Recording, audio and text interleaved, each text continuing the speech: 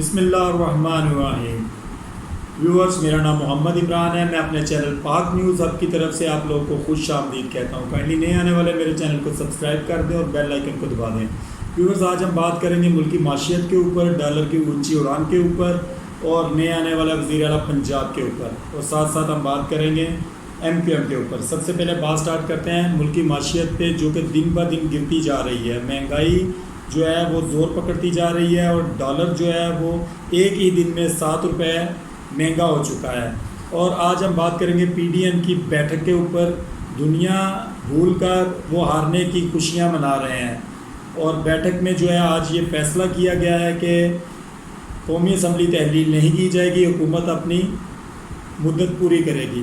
اور آج یہ بھی دیکھنے میں آیا کہ زرداری صاحب اور چودھری شجاعت صاحب کی آج ایک بیٹھک ہوئی ہے، اور زرداری صاحب نے ریکویسٹ کی ہے کہ ووٹ جو ہے وہ حمزہ شہباز شریف صاحب کو دیا جائے، اور اس کے ساتھ ساتھ زرداری صاحب نے طارق بشیر چیمہ اور چودھری سالک کو جو ہے وہ بھی پریشرائز کیا ہے کہ ووٹ جو ہے وہ حمزہ شہباز کو دیں گے۔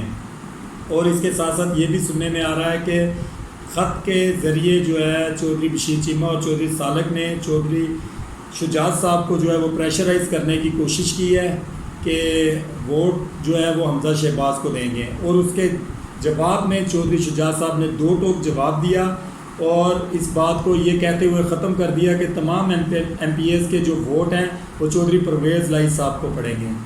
سننے میں دیکھنے والے اور کہنے والے یہ کہتے ہیں کہ چودھری شجاعت اور چودھری پرویز لائی 2 جسم اور 1 جان ہے۔ اب یہ دیکھتے ہیں کہ 22 تاریخ کو ووٹ چودھری پرویز لائی کی طرف جاتا ہے کہ کاف لیگ میں دراڑ پڑتی ہے۔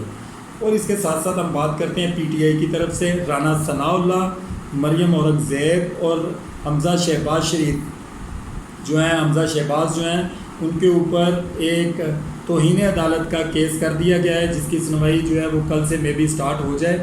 اور سننے میں ذرائع یہ بھی بتا رہے ہیں کہ کل ایسا کوئی حکم جاری کیا جا سکتا ہے جو عمران خان کی گورنمنٹ کے اگینسٹ بھی حکم جاری کیا گیا تھا کہ ووٹرز کو روکا نہ جائے اور ان کی موجودگی کو کسی بھی غیرانی طریقے سے روکنے کی کوشش نہ کی جائے، اور ووٹ ڈالا جائے اور ووٹ کو جو ہے وہ کاؤنٹ کر کے اگلی حکومت کا بندوبست کیا جائے۔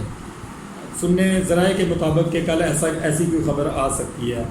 جاتے جاتے ایک سوال چھوڑتا ہوا جاؤں گا، ایک چھوٹا سا سوال ہے، اس کا جواب کومنٹس باکس میں لازمی دیجیے گا کہ ایم کیو ایم کو کس کی کال آئی تھی جس کے بعد عمران خان کی حکومت کو چھوڑنے پر وہ مجبور ہو گئے؟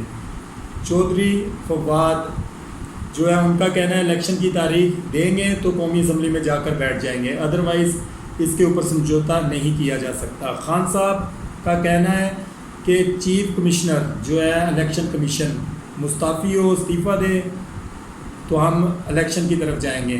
اتنی دیر ہم الیکشن کا نہیں سوچ سکتے جتنی دیر یہ بندہ استعفیٰ نہیں دے گا۔ اللہ آپ کا اور میرا حامی و ناصر ہو۔ خدا حافظ، شکریہ۔